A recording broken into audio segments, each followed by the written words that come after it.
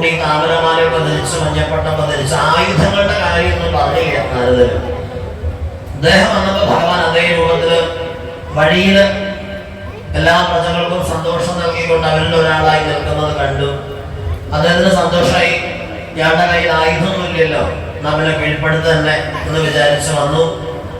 അപ്രതീക്ഷിതമായിട്ട് സഡനായിട്ടുണ്ടായ ആക്രമണത്തിൽ പെട്ടെന്ന് ദ്വാരക ഭയന്നു. പെട്ടെന്ന് തന്നെ ഭഗവാൻ കുതറി ഓടി. ആദ്യമായിട്ട് അങ്ങനെ ഒരു കാഴ്ച. ഭീരുവല്ല കൃഷ്ണൻ, എന്നിട്ടും ഭഗവാൻ ഓടി ഓടി ഓടി ഓടി ഓടി. ചെറുപ്പത്തിലൊക്കെ ഓടി നല്ല ശീലമുള്ള ആളാണല്ലോ കൃഷ്ണൻ, അല്ലെ? ഒരല് വലിച്ചോണ്ട് വരെ ഓടിയ ആളോട് അങ്ങനെ ഈശ്വരപ്രാപ്തി ഉണ്ടാവുന്നുള്ളത്.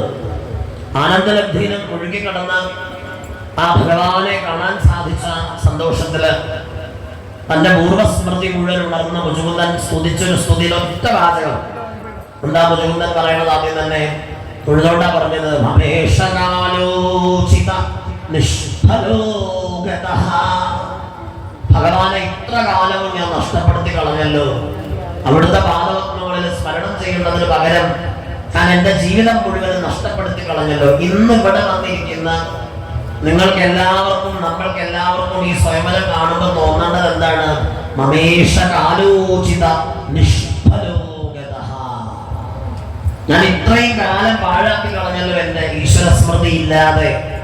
അങ്ങനെ പാഴാക്കി കളയാതെ എങ്ങനെ ഈശ്വരനിലേക്ക് പോകണമെന്നുള്ളതിന്റെ ദൃഷ്ടാന്താണ് ആര്? രുക്മിണി ദേവി. അപ്പൊ മുചുകുന്ദന്റെ വാക്കുകൾ അന്വർത്ഥമാക്കിയവളാണ് ആര്? രുക്മിണി ദേവി. എങ്ങനെയാണ് കാലം പാഴാക്കാതെ ഭഗവാനിലേക്ക് ചേരേണ്ടതെന്നുള്ളതാണ് ഇനി പാരായണം ചെയ്ത് സമർപ്പിക്കുന്ന രുക്മിണി സ്വയംവരം. അത് കഴിഞ്ഞിട്ട് നമുക്ക് സ്വയംവരത്തെ ധാർമ്മികമായിട്ടും ബൗദ്ധികമായിട്ടും യോഗ